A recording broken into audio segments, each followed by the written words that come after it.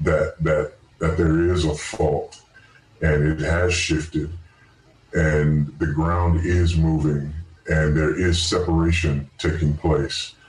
And I don't think that we've seen the worst of it. And I've been thinking about this for a number of years, but it's one of those books that I hadn't really wanted to write. Mm-hmm. I was trying to just, stay out of things like that, especially since I've been living in Zambia for the last 5 years. Right. And then, all this stuff happened with George Floyd, and I decided that, first I was late, finding out about what had happened because, I'm over here on the other side of the world. And then when I found out about what happened, I didn't really do or say, much about it because, again, I was late to the party. And then I saw that there were people who were tweeting,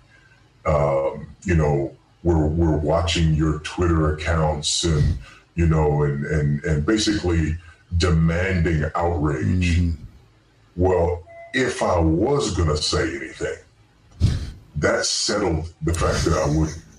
When people started demanding outrage, as though, especially from those of us who signed the Dallas Statement, as though there's anything in the Dallas Statement that would indicate that we would not be shocked and appalled by the taking of the life of a human being. I mean, it was absolutely ridiculous, and I don't do like bullying, and so I just said, you know what, that pretty much settles it. I'm not gonna get into this.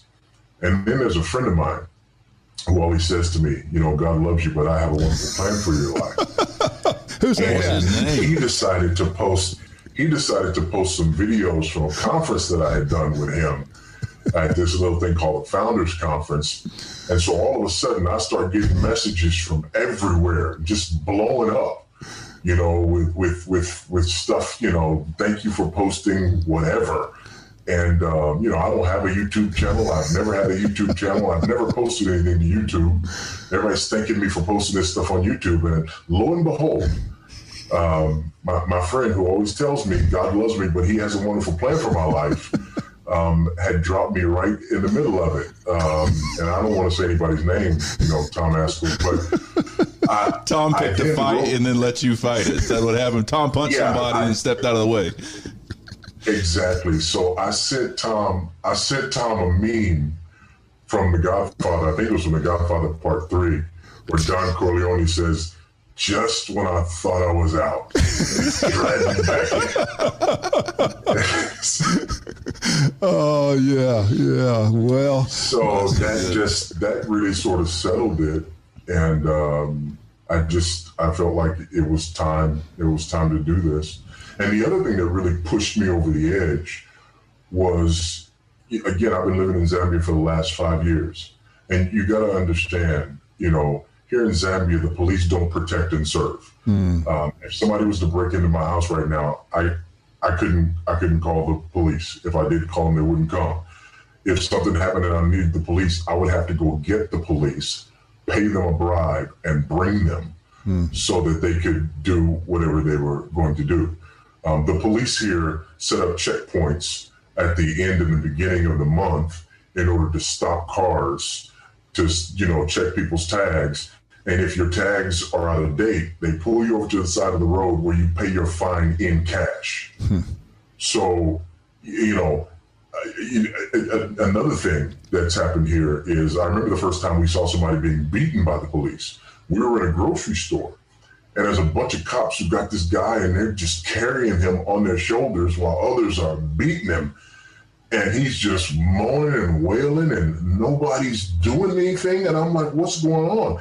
And the person in front of me in line just turns around and goes, he's a thief. And I'm just like, so he just gets beaten up by the police? And yes, that's absolutely what happens. So I say all that to say this, that's policing in the country where I live. And people here started talking about the corruption of American policing. That was a bridge too far. At that point, I thought, okay, I gotta do this. I've got to write this. And then when I would talk to people here about the actual numbers and what was happening, they would get this curious look on their face, like, I don't get it, you know. Yeah. And to which I would respond, yeah, you're absolutely right. The police are not hunting and killing black men. You know, this is an invented narrative. And so anyway, all those things together just kind of, you know, pushed me over the edge to where I decided, you know, this needs to happen. Finally found somebody willing to publish it, and away we went. The fault line idea is, just to hear you talk about it, Voddie, is I just personally to hear you talk about it is powerful, because Tom and I are observing this. We're talking about it nearly every single day. We're watching what's happening with the various organizations over here, and it's crazy. It's crazy to me, especially coming out of like Young, Restless, and Reformed, you know, and the New Calvinism, because there did seem to be, I've said this before publicly, I was sitting with Tom, I don't know which T4G it was, but one of the early T4Gs, sitting with Tom in Louisville, and I remember thinking, like, I was over the moon. Man, I was over the moon. I was like, the hymns and the songs, and yeah. I was sitting with Tom, and Tom in his way, you know, he's never going to like actually tell me. I could just tell he didn't seem quite as excited as me. He was very excited. He was for it. And I was like, Tom, what's the deal? And why aren't you excited? He said, well, I am. I'm very thankful. I'm overjoyed about what I see. I'm just concerned it might not be as deep as it needs to be right now. Doesn't have that doctrinal grounding. But even so, it's wild to look at what's going on over here in these fault lines. So I would love to hear you articulate more about what are those fault lines and what's going on. What do you see? Well, here's the thing, and to go to your issue, you know, I remember, you know, being brought into some of those circles. I was never invited to be a part of, you know, some of them, but, you know, I was brought on as a council member of the Gospel Coalition, and, you know, I, you know, preached at a number of these other, you know, sort of events in this kind of new Calvinist resurgence or whatever. And I remember being very excited about that because, you know, I am one of those individuals who did not come up in Calvinist ranks, came to the doctrines of grace late, and started off really just as a Calvinist and ended up being Reformed. There's a difference between being a Calvinist and being Reformed, right? There's 3 C's for the Reformed guys: Calvinistic, covenantal, and confessional. And so it was interesting, you know, coming into that and beginning to hear warnings from people who were, you know, writing books about the new Calvinism. And some of them being very charitable and saying, hey, this is a good thing. We're glad to see people embracing the doctrines of grace, but we worry about this, and this. And some of the things that guys were worrying about was how big the tent was and how many guys were in the tent calling themselves Reformed who weren't Reformed, who were not covenantal, who were not confessional, and whose cultural ethos was outside of sort of historic, a historic Reformed ethos, their understanding of law and gospel and things of this nature.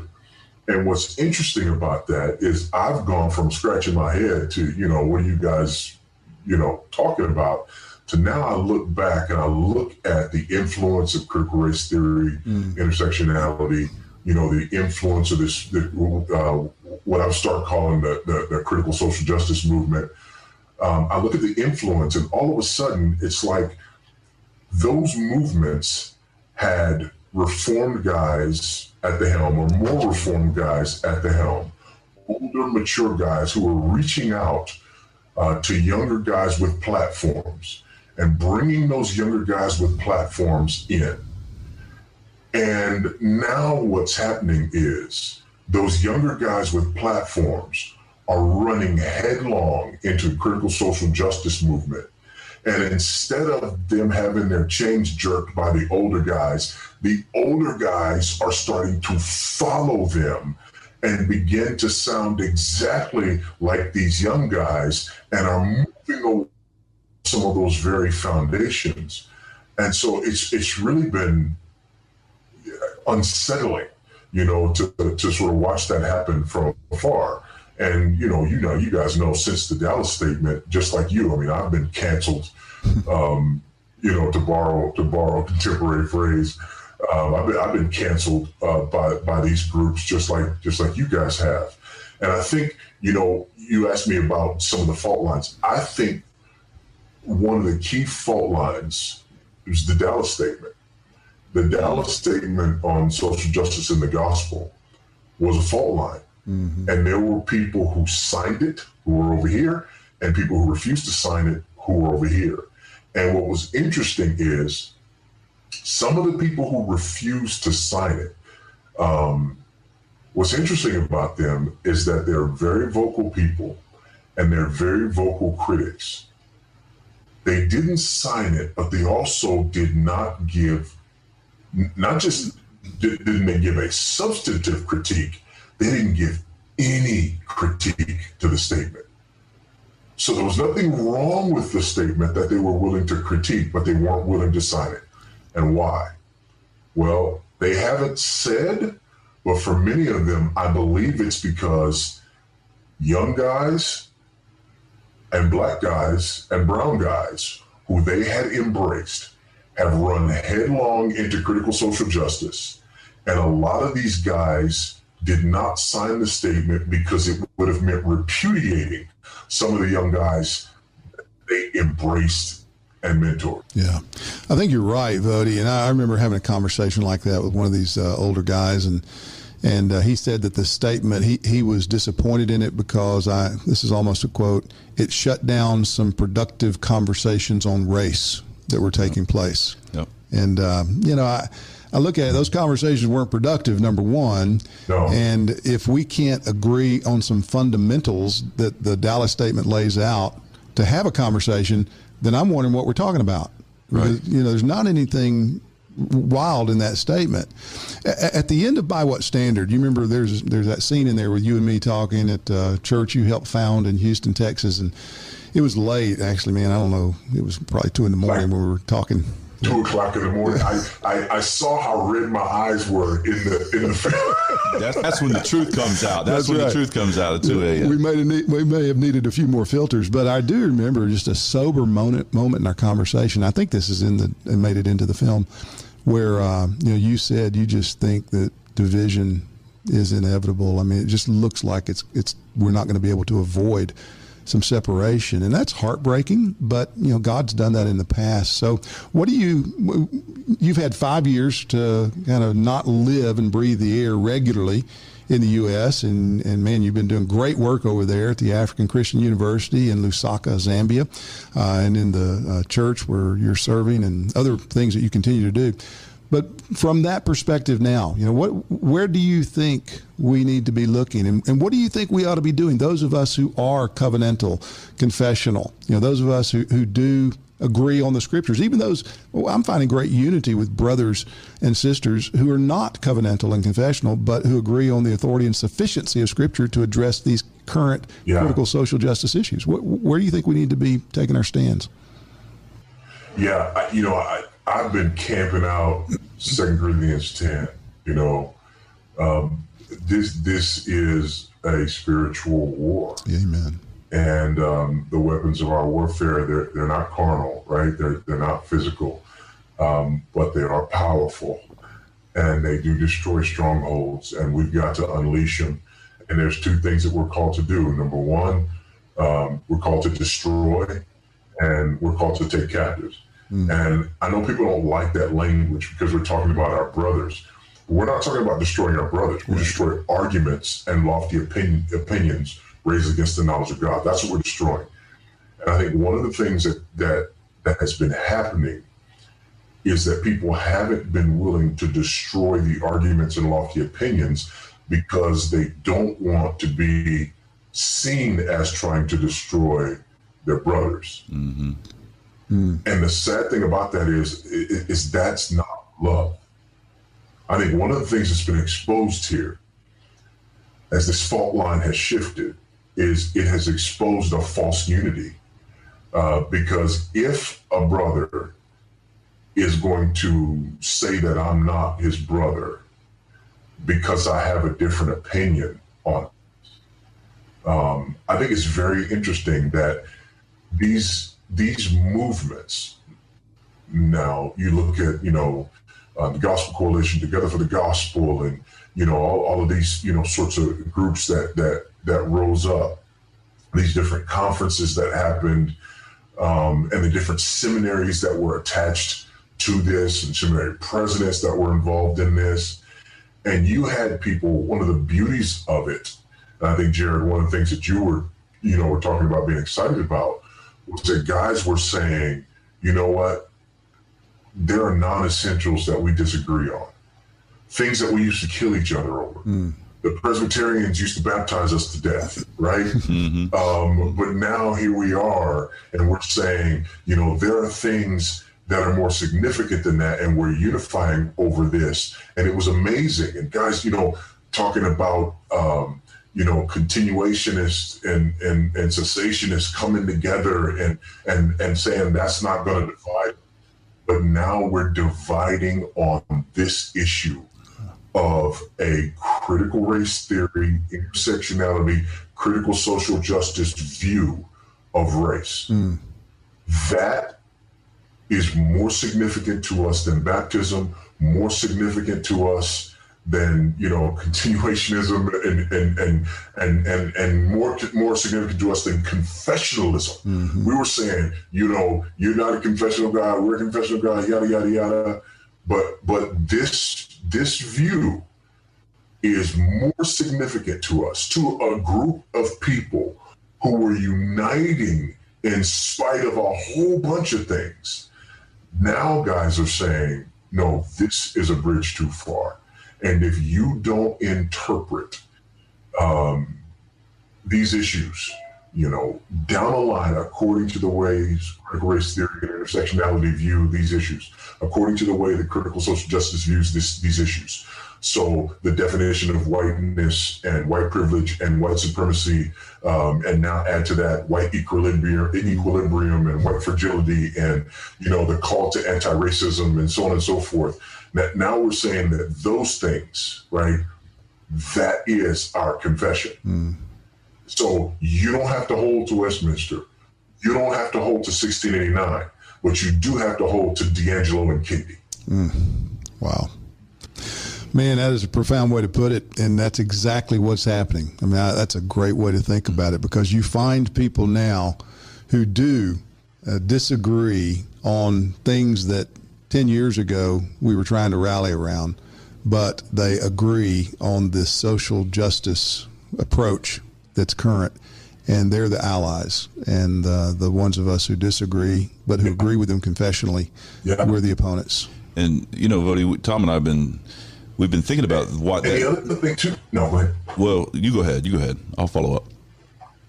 No, Jerry, go ahead. Okay, well, because it just makes me so sad, man. And I know we're all sad about it, and because it's funny. We went through a lot with By What Standard, obviously, and man, we just said I love everybody. I just have this.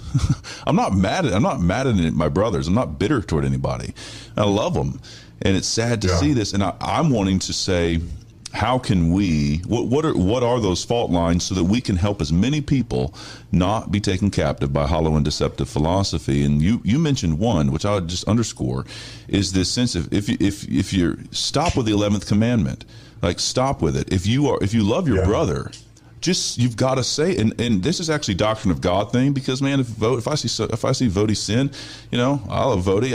I do care what Voddie thinks about me. I don't want, but that can't dominate our relationship. I got to go to Voddie, and then, well, what if Voddie doesn't repent and thinks you're wrong and doesn't like you? It's like, well, there's a God in heaven, and this is my brother. But Jared, I think we got to back that up, though. We got to back that up and even say, if Voddie sins, we've got to make sure we're defining sin, not according to Robin DiAngelo and Ibram X. Kendi and, we got Kimberly Crenshaw and so on. So we got to make sure that we're defining it according to the law of God. And so, and I know you guys have done a lot of talking about, law and gospel.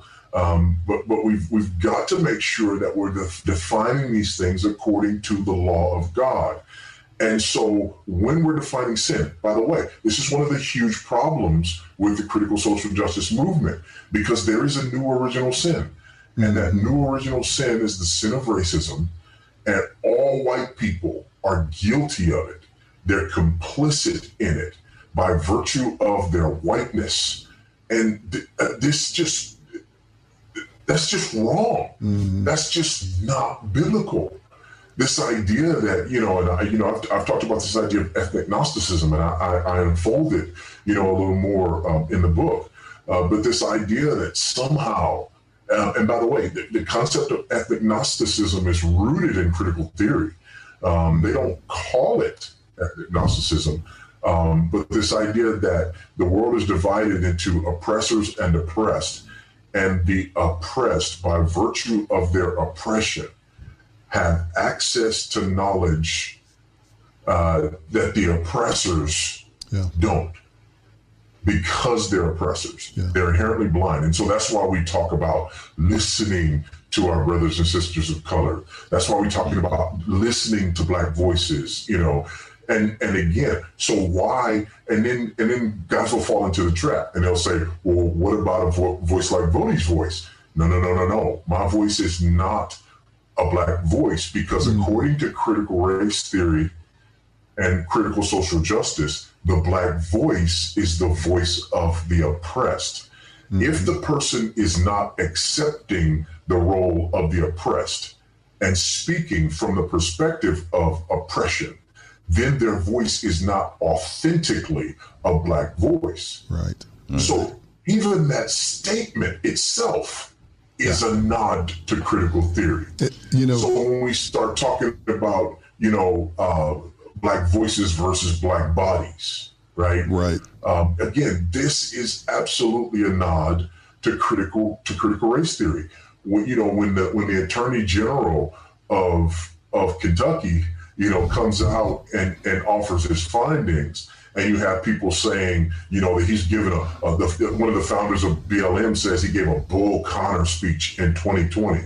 A former sergeant in the LAPD says he might be skin folk, but he's not kinfolk.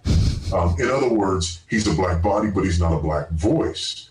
And so, again, this is all rooted and grounded in critical theory. So we have to be aware of where this stuff is coming from. And so there's two things there. Number one, destroy arguments and lofty opinions. So we need to identify the arguments and lofty opinions that are raised up against the knowledge of God, and they need to be destroyed for the sake of our brothers. And we need to be, open, honest, loving with our brothers, but fierce in the way that we fight and go to war with these ideologies. Okay. And then the second part of it is taking every thought captive. So we've got to recognize that one of the reasons that this is attractive is because our Christian brothers are not racist, right? Our Christian brothers love the brethren. I brought this. I told you I had a prop here. You guys can see this case, and inside this case, this is a SBC, symbol up here. Inside this case, there's this really nice fountain pen and this really nice, ink there, and has my name on it here. It's from 2001. I was appointed chair of the Tellers Committee at the SBC. Now, I didn't get to go because of the flooding that year. I was in Houston trying to get to New Orleans, and it was flooding, and so I didn't get to go, although I was appointed chair. Why was I appointed chair of the Tellers Committee? When they appointed me chair of the Tellers Committee, I had to ask, what's the Tellers Committee? I'm not a political bone in my body. But let me back up a little bit. About a year or so before that, I had been in a meeting in the home of Paige Patterson. It was me, Derry Hodge, another, two black doctoral students at Southeastern Seminary, and Patterson had given me permission. He's president of Southeastern. He had given me permission outside of the system. I was doing a D-Man, and my plan was to do a D-Man and then do a PhD. He gave me permission because I had this wild idea of going to Oxford and doing my DPhil at Oxford. He gave me written permission as the president to do my last year of the D-Man as the first year of the DPhil at Oxford, and to count that toward the completion of the one degree and the start of the other. Because he had, God loved me, but Paige had a wonderful plan for my life. Paige wanted to see me be the president of one of our seminaries or the first black president of the Southern Baptist Convention. And Paige was not about tokenism. And he sat us down and he said, it's important that you guys are doing this work because we love the brethren and we've always tried, to embrace brothers of other ethnicities and see them rise up through the ranks. But guys, go off here, they go off there, they don't have our, share our theology or whatever. So just like it had happened throughout my entire theological career, I had white brothers reaching out to me, not giving me anything other than encouragement to stay the course because they wanted to see me succeed. And so that's what was happening. And Jared, you kind of joked earlier, about what happened to me. I'll tell you what happened to me. A few years later, I wrote a blog post, and Tom, I think this is when you and I started corresponding. And in that blog post, I came out as a Calvinist. And I don't know if you remember that or not, but I wrote a blog post explaining why I embraced the title of Calvinist. So that was strike one. The other strike was Bruce Short and I brought a resolution at the convention. I forget which year it was. We brought that resolution, but it was that resolution about public schools, right? Calling for the investigation of the public schools. This radical agenda in the public schools. And so, I'm a proponent of home education, and the public schools are sacred, to Southern Baptists. And so because of those things, I ended up getting blacklisted in the SBC because I got off message, I got out of line. This wasn't, what our ideology was. And it's quite interesting that, nowadays we've got guys sort of going in different directions. And instead of the SBC, right or wrong, saying, no, this is not what our ideology is, they're sort of caving and letting things like Resolution 9 happen. Yeah. So I just think it's really interesting to watch, the way things have unfolded.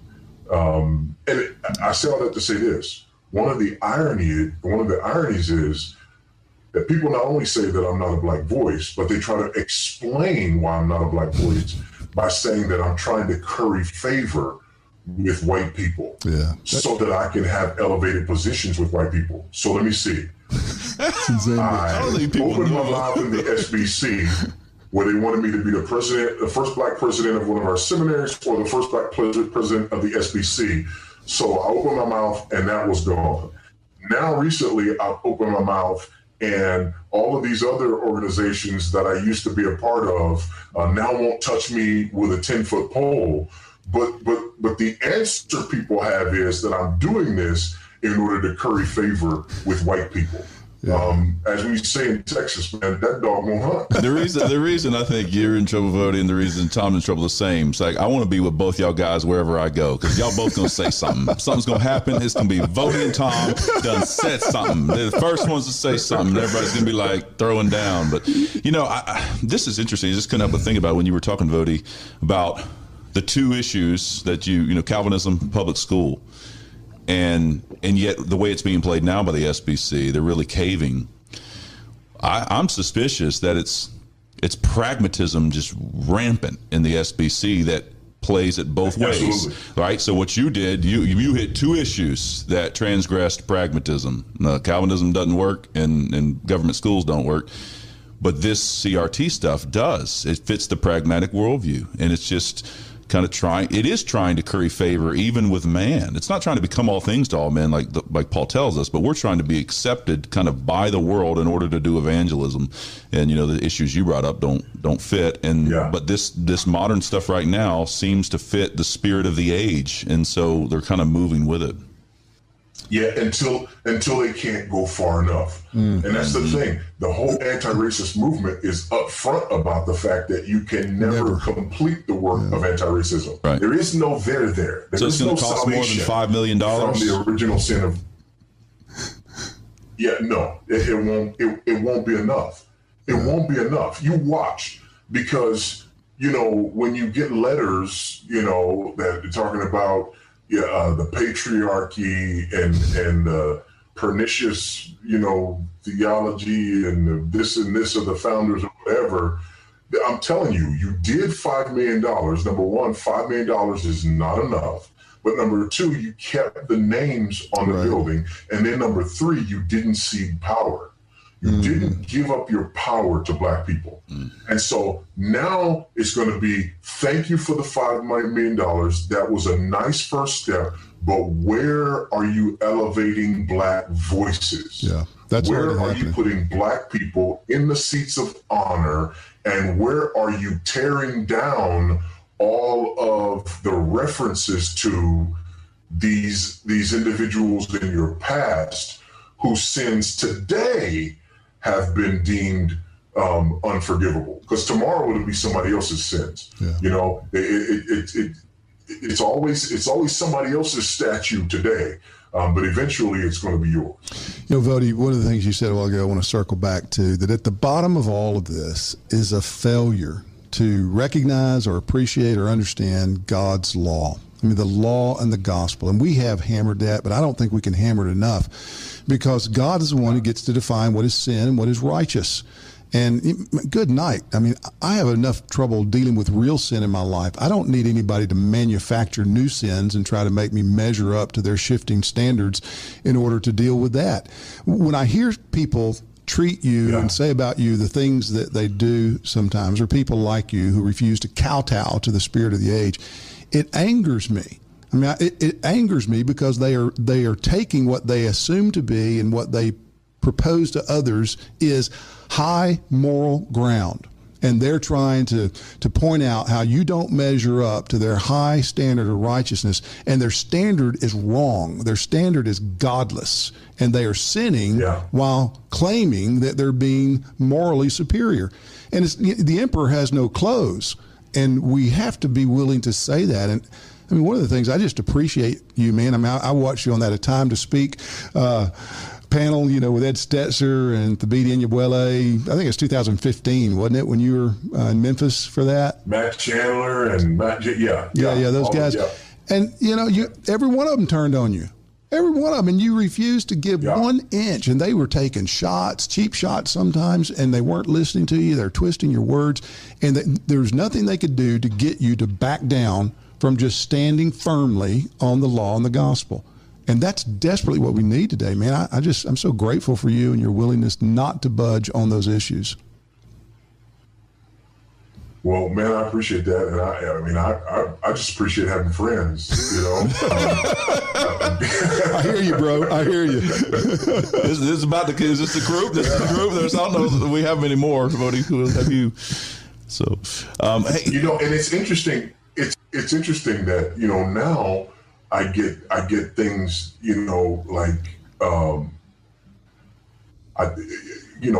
my circle of friends is getting so small. And then people try to make my circle of friends even smaller. And so somebody told me, for example, that, Jeff Durbin apparently, stepped out of line here recently in a message that he did at the Fight Love Feast or something like that.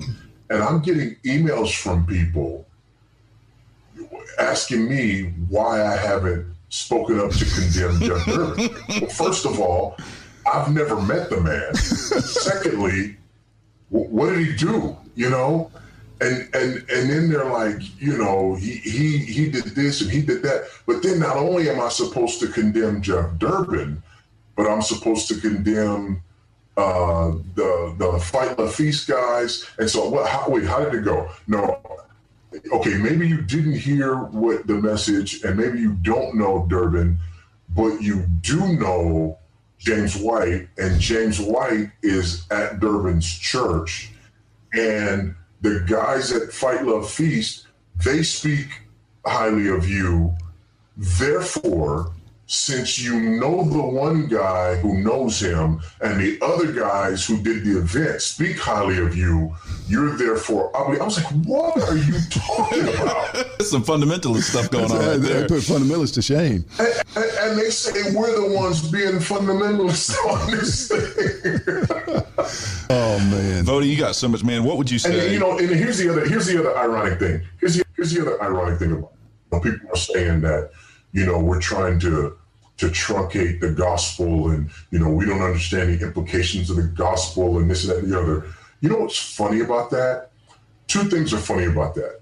Number one, some of these same people were saying that I was being too broad in my application of the gospel because of my advocacy for home education in particular, and for Christian education for parents in general.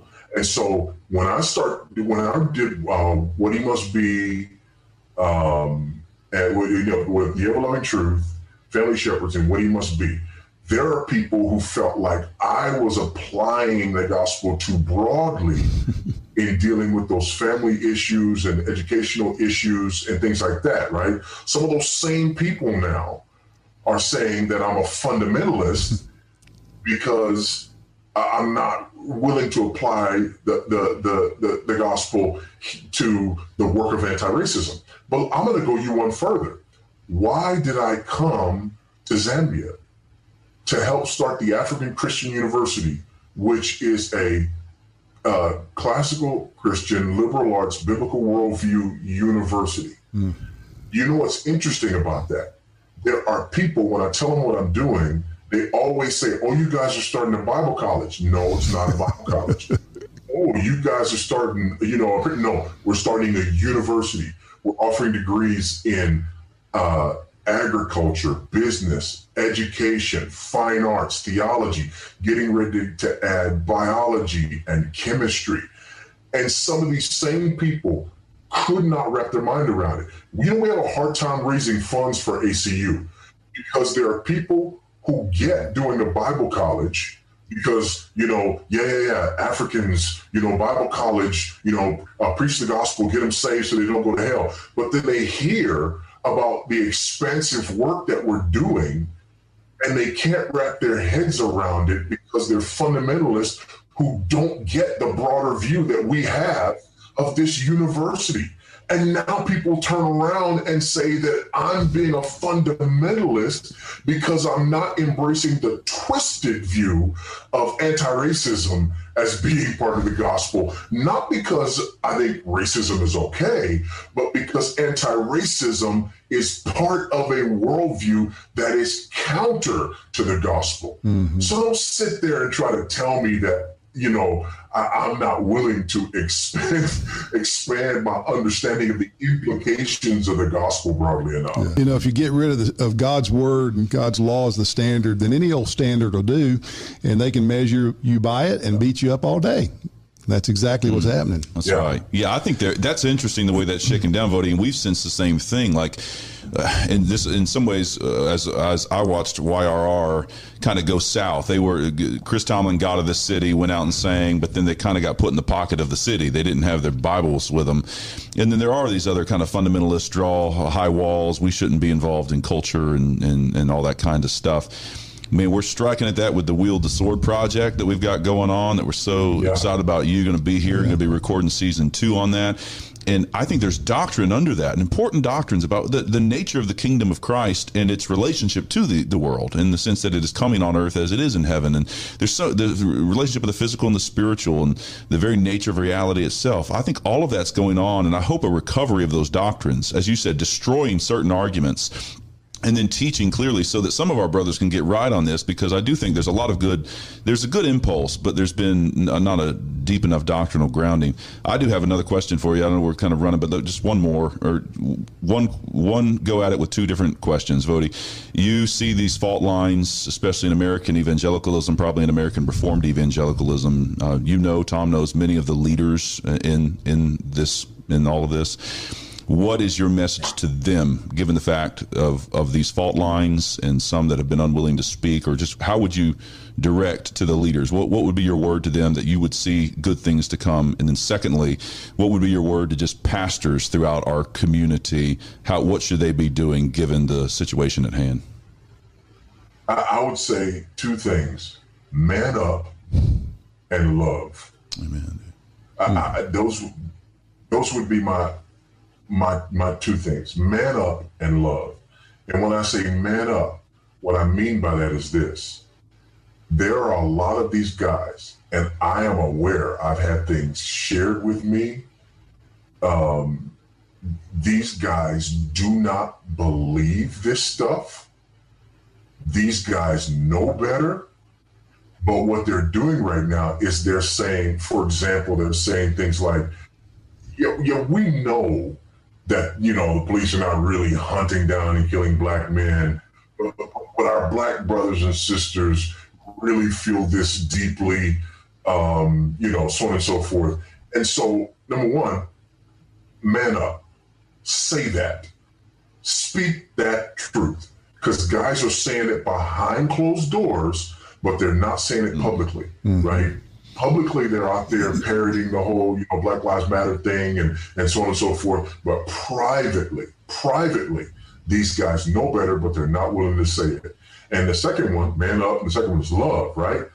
Because love me enough that if I'm being unreasonable about something, that you'll tell me I'm being unreasonable. Love me enough to say to me, brother, I understand that you're hurting, and I appreciate that you're hurting, but let's back up here a little bit.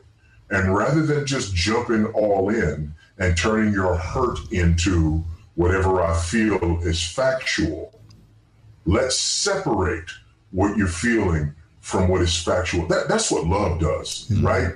Amen. Love doesn't just say, my brother's hurting, and so he's running away from the facts. So we're just going to pat him on the head, and not say anything about the facts, because that's how we're going to prove that we love. No, that's not proving that you love him. That's proving that you don't respect him. That's the soft bigotry of low expectations. Amen, brother. Amen. Man, I thank God for you, Voddie. I do so much, man. And it's been great to have this conversation. And we are excited about the book. I'm really excited about you being here in January, just getting to see you again, and then having you do Wield the Sword. We're going to have a great time with this Doctrine of God conference. It's crazy. This thing's taken off, man. I think we're already at 700, 650, 700. It's spiking and has been. So we're going to have a really good time at that conference. And then you're doing a tour, or can we talk about the tour at all? Because we got you taking By What Standard when you go on that tour, the By What Standard book? Absolutely, man. Absolutely. And those have been flying off the shelves. Yeah, I saw Jay was selling them when I wasn't even selling them at a recent conference. I said, man, Jay's selling these books. I'm not even selling these books. Yeah. But yeah, we're going to be doing a number of things in Florida. Good. While I'm there, so I'll be there for 2 weeks. Starting with the G3 cruise. Yes, right. And so, yeah. And nice. then, looking forward to that. A couple other things, there in Florida. But yeah, I haven't, I haven't been out there for a while. I usually go do at least 3 2-week tours every year in the U.S. Mm-hmm. And one somewhere else in the world. And, my tours got canceled Right. this year. Everything just, got canceled this year. So, I mean, by God's grace, we've been able to make it. But I need to get back to work. Sure. That's still the primary way that we are, support ourselves. So, yeah, I'll be back and excited about being able to do another tour, and also just getting my, boots on the ground and being in the fight again on that side. We'll link to ACU and Voddie Baucham Ministries. And folks, man, encourage you, if you have means, to support Voddie and what he's doing over in Lusaka. It's a great work, and it has potential to do good for generations. Voddie, do you have a few minutes to hang on? And we'd like to have just a further conversation definitely with you. But can I also give him one more website? Yeah.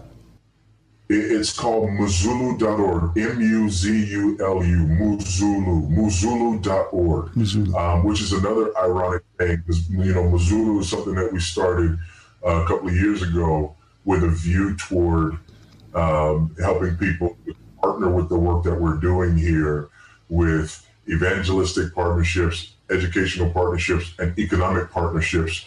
How's that for somebody who has a fundamentalist view of the scope of the gospel? Yeah, we'll make sure and link to that as well. So thanks for that. It's been good to talk to you, brother. Yeah, we'll jump in the armory here in just a minute. We're going to shut down this podcast, but we'll talk for about 5 or 10 minutes more on a little bit deeper dive into things. And that armory is for those who are a part of the FAM, that is the Founders Alliance members. And if you're not a part of the FAM, you can join. Go to founders.org and check that out. We're always putting content up there in the armory. So get into that FAM and then check out what we've got there. Thanks so much for listening to The Sword and the Trowel today.